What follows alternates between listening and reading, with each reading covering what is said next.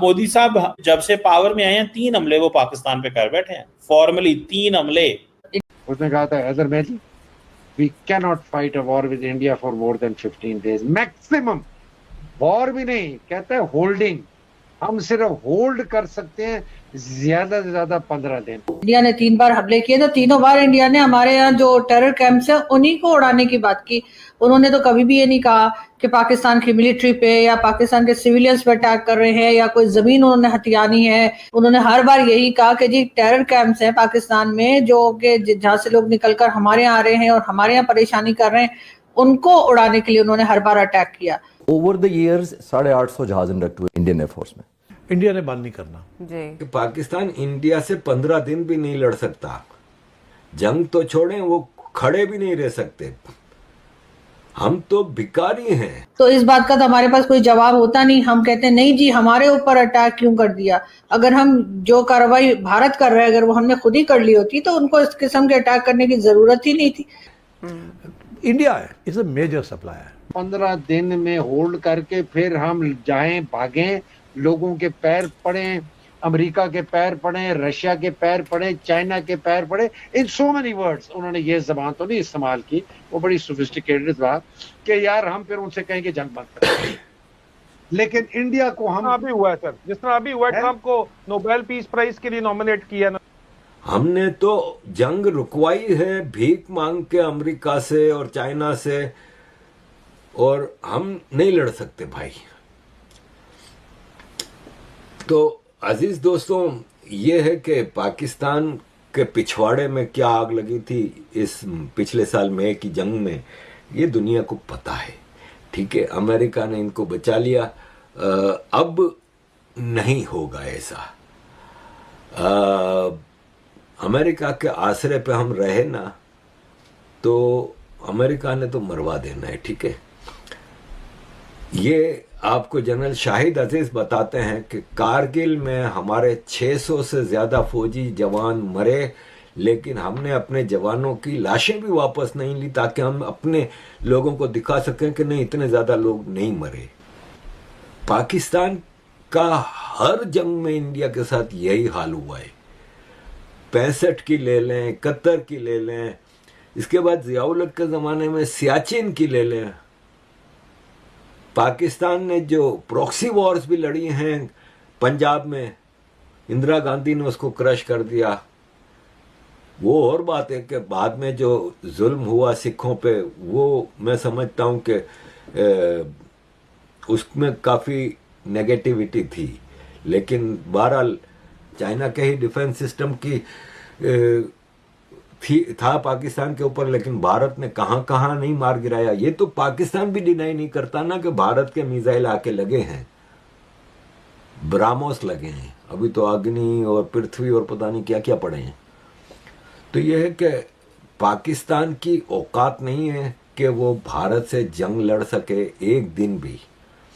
और रहा सवाल अमेरिका का, तो डोनाल्ड ट्रंप पे खुद अमेरिकन भरोसा नहीं करते, उसके अपने अल्लाह भरोसा नहीं करते। तो तुम अगर डोनाल्ड ट्रंप के आश्रय पर रहोगे ना, तो वो चौड़े में मरवा देगा। और रहा सवाल चाइना का, तो चाइना के लिए भारत इज मोर इम्पोर्टेंट, क्योंकि जिस हिसाब से पाकिस्तान अमेरिका का पिट्ठू बना हुआ है, अमेरिका का एजेंट बना हुआ है, और चाइना एक क्लैशिंग पॉइंट पे है अमेरिका का, क्योंकि चाइना को बहुत बड़ा इकोनॉमिक धचका दिया है।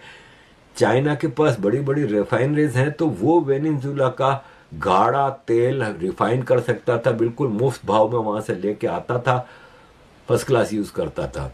ईरान का तेल का सबसे बड़ा खरीदार चाइना है। तो ईरान और वेनेजुएला में जो हालात हैं, इस हिसाब से चाइना को बड़ा इकोनॉमिक धचका दिया है अमेरिका ने, और चाइना का अमेरिका के साथ इस वक्त क्लैशिंग पॉइंट है। यूक्रेन वार को आप अगर बेस बनाएं तो कहें कि रशिया और अमेरिका तो नहीं, रशिया और यूरोप का झगड़ा है यूक्रेन में। अमेरिका का ट्रंप उसमें बड़ा खूबसूरती से निकाल के ले गया अमेरिका को बाहर। तो रशिया से अमेरिका का कोई क्लैश पॉइंट नहीं है। अमेरिका का क्लैश पॉइंट है अब चाइना के साथ, और चाइना किसी सूरत पाकिस्तान पर भरोसा नहीं करता। ये चाइना ने, अमेरिका की एक रिपोर्ट आई थी जिसमें यह कहा था कि इंडिया के साथ चाइना बॉर्डर पे मामला खराब कर रहा है और हमले की तैयारी कर रहा है वगैरह वगैरह, तो चाइना ने कहा सब बकवास है, ऐसा कुछ नहीं। हमारे लिए इंडिया से स्ट्रेटेजिक और लॉन्ग टर्म पर्सपेक्टिव में रिलेशनशिप बनाना बहुत ज़रूरी है और पेंटागन की रिपोर्ट को हम बिल्कुल रिजेक्ट करते हैं। और आज आपको दोस्तों, हाल ही में इंडियन आर्मी चीफ ने एक प्रेस कॉन्फ्रेंस के दौरान एक ऐसा बयान दिया जिससे पाकिस्तान के अंदर खलबली मच गई है। आर्मी चीफ ने टेरर ग्रुप्स के बारे में बताते हुए कहा है कि पाकिस्तान के अंदर 8 ऐसे कैंप हैं जहां पर पाकिस्तान दोबारा से टेररिस्ट एक्टिविटी कर रहे हैं और वहां पर ट्रेनिंग दी जा रही है। भारत उन टेरर कैंप्स पर अटैक कर सकता है जिस प्रकार से ऑपरेशन सिंदूर के दौरान किया गया था। जब जब पाकिस्तान से जिहादी हमले हुए हैं, भारत ने उनकी ठुकाई की है। आज का भारत सिर्फ डोजिया नहीं देता बल्कि सैन्य कार्रवाई करता है। इस बार पाकिस्तान पूरी तरह से अलर्ट मोड में है क्योंकि पाकिस्तान को लग रहा है कि भारतीय मिसाइलें कभी भी पाकिस्तान की धरती को फिर से दहला सकती हैं, जिस तरह से ऑपरेशन सिंदूर के दौरान हुआ था। और इस बार अमेरिका भी पाकिस्तान को बचाएगा नहीं, क्योंकि अमेरिका को भी पता है कि पाकिस्तान जैसे छोटे देश के लिए भारत से संबंध खराब करना एक बहुत ही बड़ी गलती साबित हुई है। और इस बार भारत के साथ अमेरिका उस तरह से नहीं उलझेगा। मैं फिर से याद दिला देता हूं, आप अपना ईस्ट पाकिस्तान सिर्फ इसी गलती की वजह से हारे थे कि आपको यह पता था कि इंडिया अटैक कर रहा है 6 तारीख को, आपने उल्टा अटैक कर दिया 3 तारीख को, क्योंकि ये जो खबर थी आपके यहां, ये हमारे ही द्वारा लीक आउट जानबूझ के करी गई थी, एकदम से कुछ होने वाला। और क्योंकि आपने वो 3 तारीख को करी थी अटैक, तो दुनिया अगेंस्ट हो गई कि पाकिस्तान ने ये लड़ाई शुरू करी है, जो कि बड़ा एक इंपॉर्टेंट पार्ट होता है इंटरनेशनल का। इसलिए आपने देखा कि अनफॉर्चुनेटली फॉर यू कि आप वो लड़ाई किस तरह से हार गए।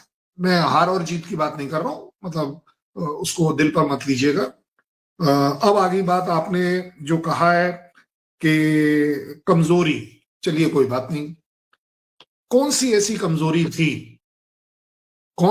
कमजोरी थी जिसमें के हम डरे हुए थे कि आप कुछ कर देंगे? मैं आपको बता देता हूं वो क्या है, इससे पहले कि आप बोलें।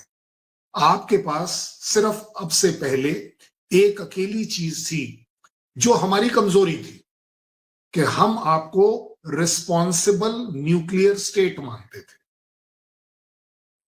हमारी ये कमजोरी थी, ये मेरा आकलन है हमेशा से कि हम आपको जिम्मेदार न्यूक्लियर स्टेट मांगते थे, in spite of the fact कि आपके पॉलिटिशियंस कई बार बड़बोलेपन में काफी कुछ उल्टा सीधा बोल जाते थे, वो न्यूक्लियर के रिलेटेड, ये रिलेटेड, इस्लामिक बॉम्ब के रिलेटेड, वो क्या हमास के लिए भी बॉम्ब है, ये है, वो सारी बातें छोड़ दीजिए।